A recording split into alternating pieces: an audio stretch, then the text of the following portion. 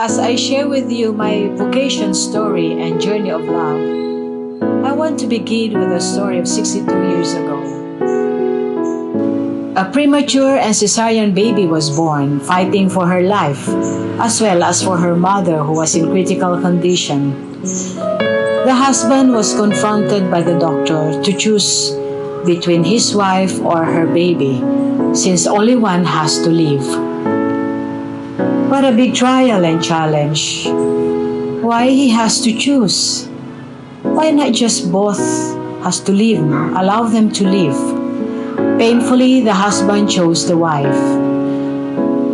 But the baby girl, after several weeks in the hospital, survived. This event is something that God has His own plan. It did not happen by chance. God has a plan for this little girl. The survivor's name is Veronica. Yes, it's really very much alive who is me, called to be a chameleon. I am called and chosen by God to be a chameleon sister. And in the convent, I'm now 43 years and I've been a sister for 37 years.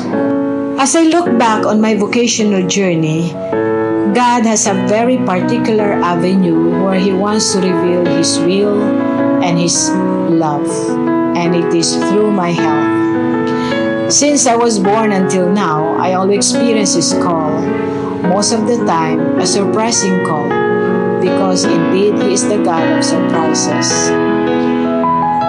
I never imagined that I would become a sister. I have my own plans. I'm ambitious. I want to become rich and to be a doctor, a neurosurgeon, with a big family of 12. A dozen, yes, 6 girls and 6 boys. And during my high school years, I always hang out with my friends. I always stay. They see me in the dancing floors, going home around 3 a.m., 4 a.m. in the morning. But what happened? Here's the paradox. I did not become a doctor, but I'm always a patient with 4 major operations, surviving still with cancer. What about the dozen of children of my own? No, I didn't have any. But what a big, big family through my religious family. I have a lot of sisters and also young ladies whom I've been followed up in my mission as a vocation promoter in the Philippines, Indonesia, and in India, and also as a formator. I remember prior to my calling, my mother was operated and I have to take care of her. Now, since there was no place for me to sleep, I used to stay in the chapel to rest. And there in the chapel, there was this crucifix. And I just feel something different. I look at the crucifix and He looks at me. It's like a way of God's way of courting me, of calling me. Then on my perpetual profession, my father was very sick. He was in the ICU. So you see, when I discovered God's calling, it was my mother who was sick. For my perpetual profession, it was my mother. But on my 25th anniversary, I was diagnosed with cancer, followed also by my brother and sisters sick of cancer. What a unique way of God's intervention in my life. But with all these surprises and challenges, I feel so much privileged and yet unworthy. Despite my weak health condition, He continuously called me and trust me. And thanks to His grace, I never say no, but accepts His will, His challenges, and I surrender to His plan. And I always say, just like our founder says, Signore, va bene così.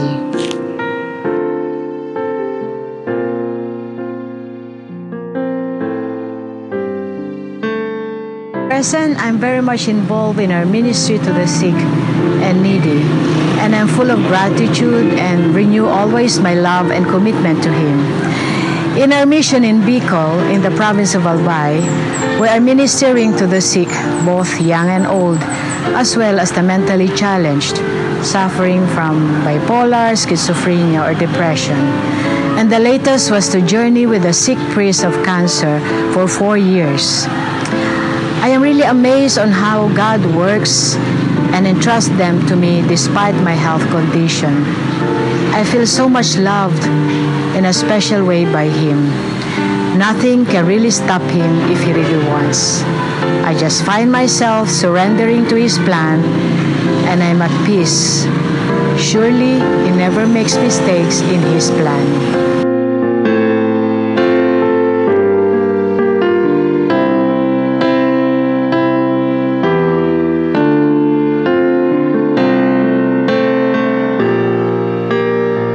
I always carry in my heart my motto when I had my 25th anniversary, remain in me. Whatever happens, I am united with Him, and nothing can separate me from Him. What is important is to do His will, because I believe His will is always the best for me. I am inspired and challenged by the words of our Father Foundress when it says, "The will of God in everything and always." This has been always a reminder in my journey. It's true. The will of God, always, not just for 24 hours or 1 week, but always. It seems it's very hard and impossible, but no. When you trust God, everything is possible. Now, before I end my sharing, allow me to go back to my initial story. My father was very much happy when I survived. He actually had a very particular love for his bunso. Actually, I'm the youngest. But when I shared to him my wish or my desire to become a religious sister, my God, he was very much against. And it took several years before he accepted this. But in God's grace, in 1986, when I had my first profession of vows, I was in Italy and I wrote my parents, informing them that I will be a religious, and I asked their blessing and acceptance.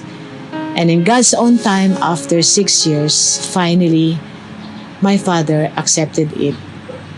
And I want to quote here what he wrote to me. "Dear Sister Vicky, He won, I surrender. From now on, you belong to Him. Remember to pray a lot. Prayer is the best weapon in your chosen life. Love, Papang." These words of my father has been a guiding light. And you know, he was really right. My father says, I belong to God. Yes, once we are called, we belong to God forever. And the best armor is prayer. Prayer which allows me to have a deeper and deeper relationship with the Lord. Since the beginning, I've been always a survivor. I've always been someone fighting for my life, a baby that the father didn't choose to live. I underwent some dangers, threats, or life situations that my life was at stake, and also my sickness. But with all of this, God's hand is present through His mercy and compassion. And I know one day He will call me to be united with Him forever. And I'm very, very much ready when that time comes. So sisters, please continue to pray for me as I thank you for your prayers and support always in my journey. As you know, as I've said, I'm very much happy, amazed with my calling. Until God wants to call me, I'm always here, ready. Once again, thank you so much.